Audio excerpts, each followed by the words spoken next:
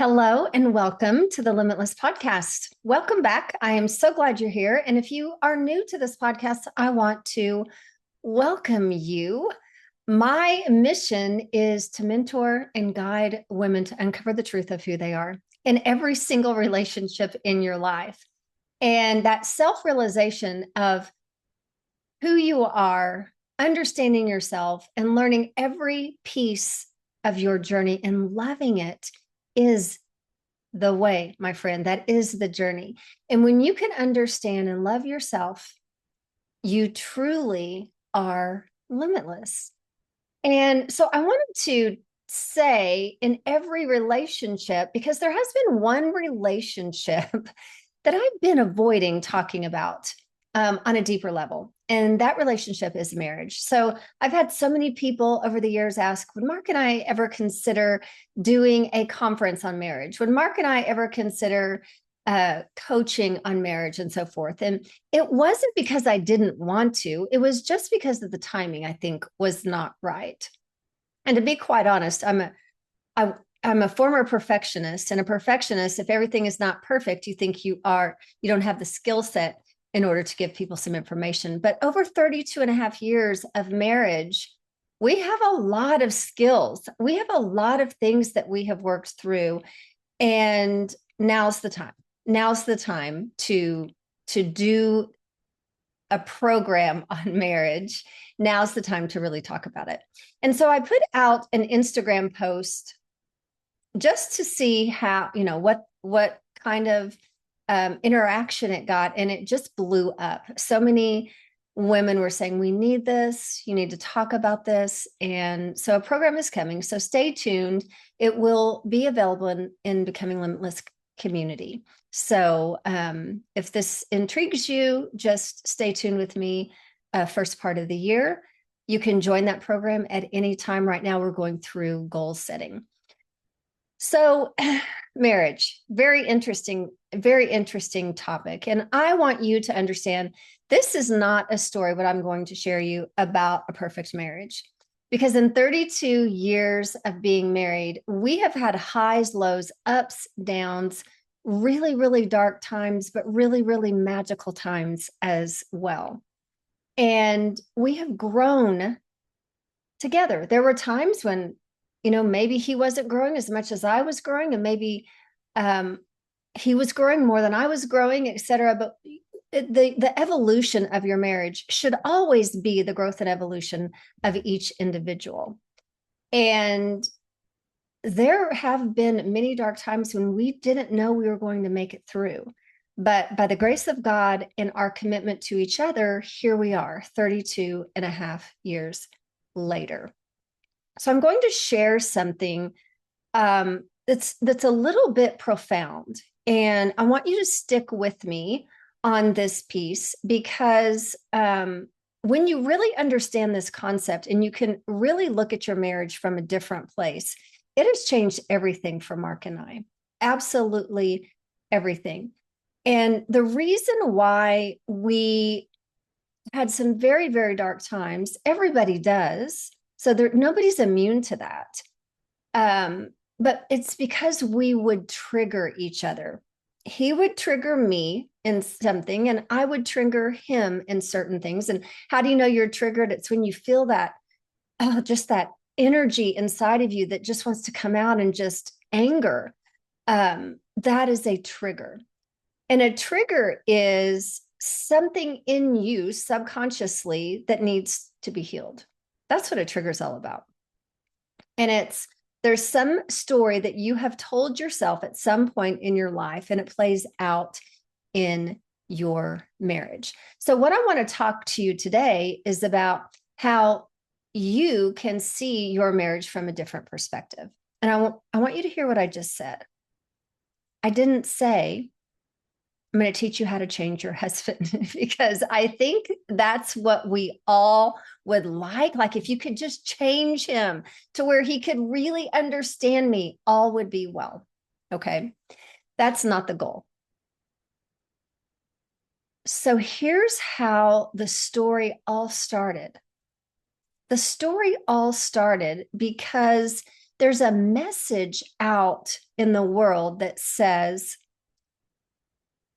we've just misconstrued it a little bit. And it says that your partner will complete you. And I don't know about you, but I actually believed I was half a person and the other half of the person was going to complete the puzzle piece.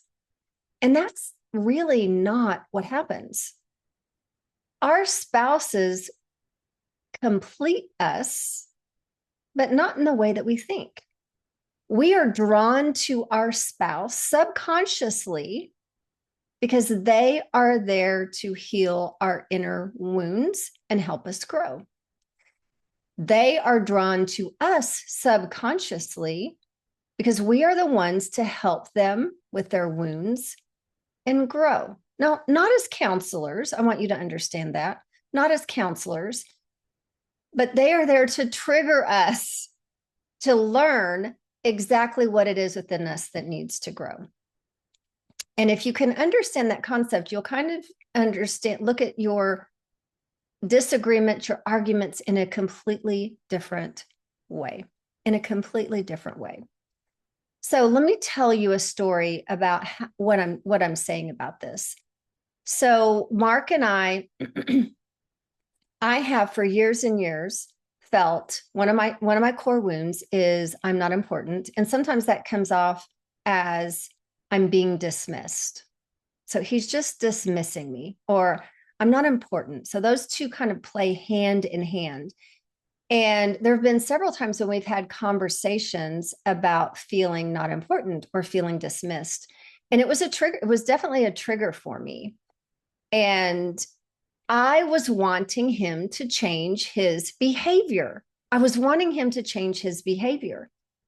Because if you could stop dismissing me, then I would not be triggered anymore. But no, that's not it. That's absolutely not it. He is the mirror for me to see I'm feeling not important, or I'm feeling dismissed. How do I dismiss him?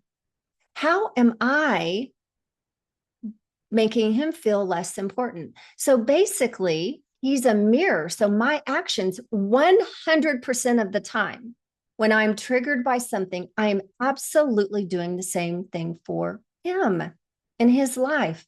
I was not making him a priority. I was dismissing him in different ways. And so the way that I was able to heal that, in order for me to desire something from him, I have to be that.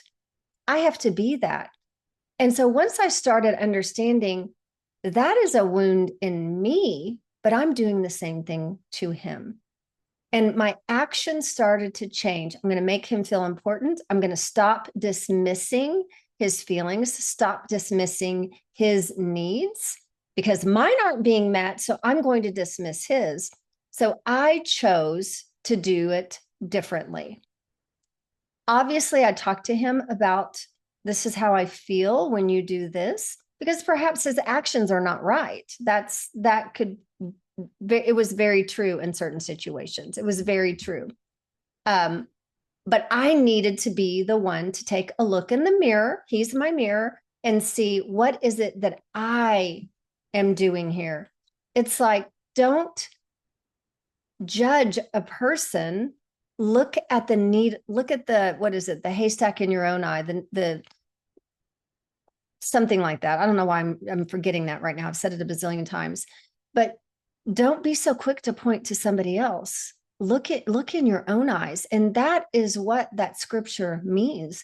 We are to look in our own eyes because we are doing the same thing. So it's an opportunity for us to heal ourselves and not give our power away to a belief system of I'm not important and I'm being dismissive and thinking he has to change it. Take your power back. Start owning the fact that you're doing the same thing, and start treating him as he's important. Start treating her as she stopped dismissing. So you've got to do the same thing that you desire. That's called embodiment. And we do that in business as well, right? So if you want to be the person who can receive the goal, you have to embody that person today. It's very true in your marriage. Some people, and I know some of you are like, but you just don't know. Like, you just don't know what I'm talking about. He triggers me all the time. I know this is a concept that's very hard to wrap your brain around. But trust me, your heart will feel completely different when you do this. And it's really all about your peace and empowerment that you want to keep. Because when we're constantly being triggered and giving it away to something outside of ourselves, we will always be triggered. We will always lose our power. We will always have low energy, and we will always be frustrated. This is a way that I took my power back and started to work on the areas where I was doing the same thing to him. And when my heart is right and my heart feels good and I'm empowered, that rubs off on my husband as well.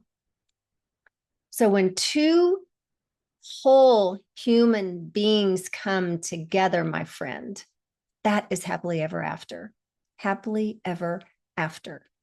So look at your marriage as an opportunity for you to grow, an opportunity for your spouse to grow. So I've heard so many women say, but they're not willing to do the work. That's okay. That's okay. They're going to start seeing the difference in you, and that's going to rub off on them. Okay. But you do the work for your heart. You make the changes for your peace. You do the inner work, the deep dives, the changes that are necessary so that you can live in peace. We can create chaos or we can create beauty within us. And the chaos is continuing to be triggered and blaming your spouse for not doing the things. Beauty is recognizing the same thing is within you.